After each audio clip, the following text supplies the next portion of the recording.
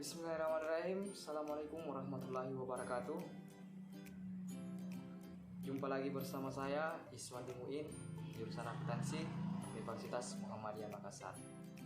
Pada kesempatan kali ini saya akan menyampaikan materi terkait audit dan pajak sebagai tugas dalam penyelesaian ujian komprehensif audit dan perpajakan. Nah, materi pertama yang akan saya bahas adalah terkait kecurangan audit. Sebenarnya istilah kecurangan sering kita dengar sehari-hari. Jadi kecurangan tidak asing bagi kita. Akan tetapi di sini kecurangan didefinisikan dengan masalah audit dalam perusahaan, yaitu antara lain adalah kecurangan audit. Nah, kecurangan adalah perbuatan dengan sengaja yang dimaksudkan untuk mengambil harta atau keuntungan atau hak orang lain. Dalam konteks audit, kecurangan adalah salah saji laporan keuangan yang disengaja. Fraud auditing atau audit kecurangan adalah upaya untuk mendeteksi dan mencegah kecurangan dalam transaksi-transaksi komersial. Untuk dapat melakukan audit kecurangan terhadap pembukuan dan transaksi komersial memerlukan gabungan dua keterampilan, yaitu sebagai auditor yang terlatih dan kriminal investigator. Nah, di sini saya akan berikan contoh kasus. Adapun contoh kasus kecurangan audit yaitu kasus PT Garuda Indonesia. Seperti pada umumnya, laporan keuangan merupakan cerminan keberhasilan atau kegagalan suatu perusahaan dalam mencapai target profitable. Akan tetapi, pada tahun 2019 silam, laporan keuangan perusahaan maskapai Garuda Indonesia tersandung skandal. Nah, dari sini timbul pertanyaan, apa sih sebenarnya yang terjadi dengan laporan keuangan Garuda Indonesia? Nah, dapat dilihat lini masa polemik laporan keuangan Garuda Indonesia dari tampilan ini.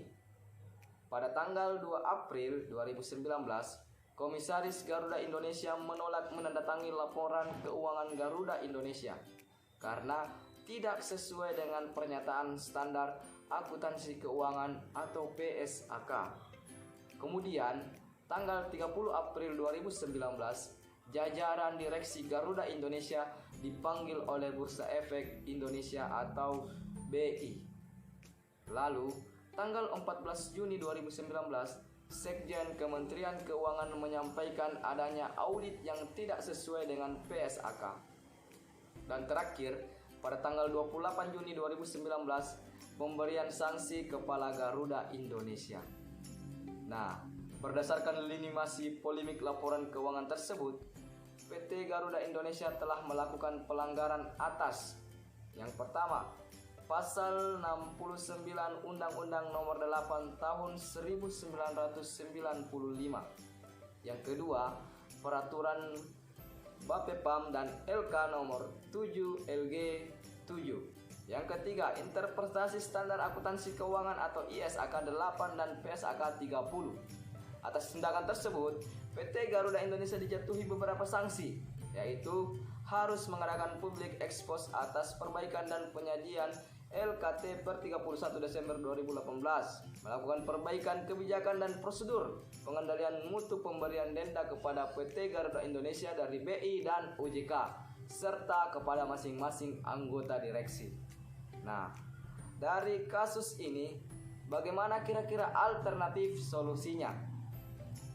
Dalam permasalahan kali ini, pihak KAP dan rekan terkait harus meninjau kembali akun piutang yang dimiliki PT Garuda Indonesia atas Mahata. Selain itu, KAP juga perlu melakukan cross-check atau dokumen penjualan dan penerimaan perusahaan. Tindakan ini bertujuan untuk menghindari kesalahan auditor dalam mengaudit laporan keuangan perusahaan. Baik, itulah materi dan kasus terkait kecurangan audit. Oke teman-teman, materi selanjutnya yang akan saya paparkan adalah pajak. Dalam hal ini, konteks permasalahan yang akan saya angkat adalah terkait kasus korupsi pajak dan bagaimana konsepsi yang tepat dalam pemberantasan dan pencegahan korupsi di sektor perpajakan.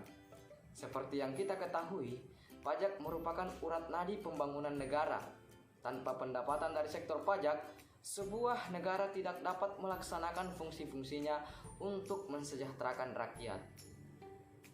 Akan tetapi, korupsi di sektor perpajakan menjadi perhatian publik sejak munculnya kasus korupsi yang dilakukan oleh dua oknum petugas pajak, yakni Gayus Halomuan Tambunan dan Dana Widayatmika.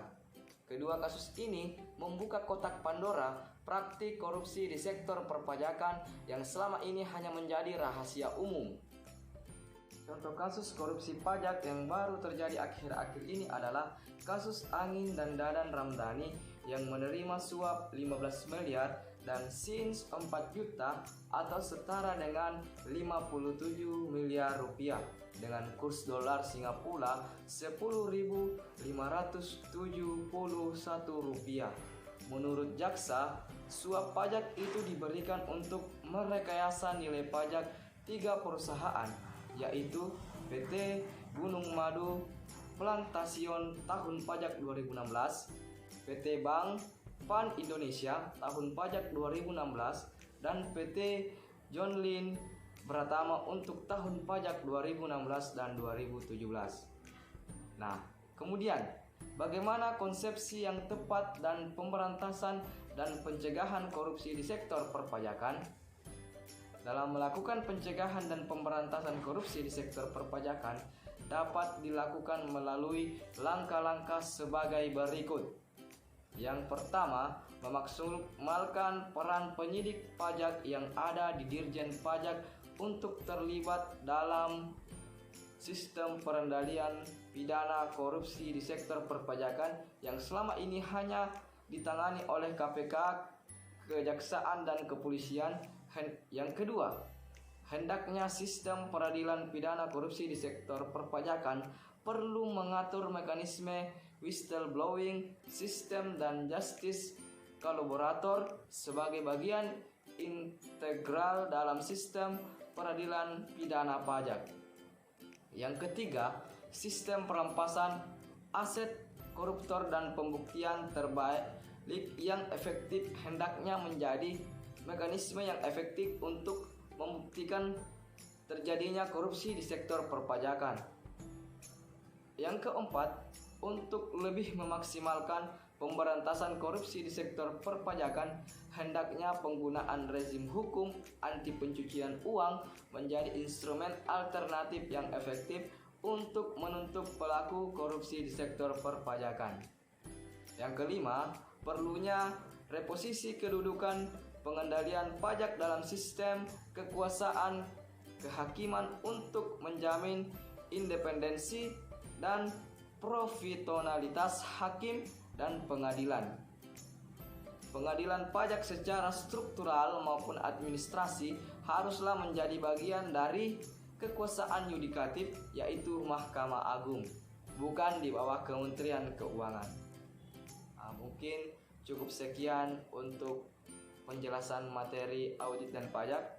Sampai bertemu di lain kesempatan. Billahi fisabilillah. Wassalamualaikum warahmatullahi wabarakatuh.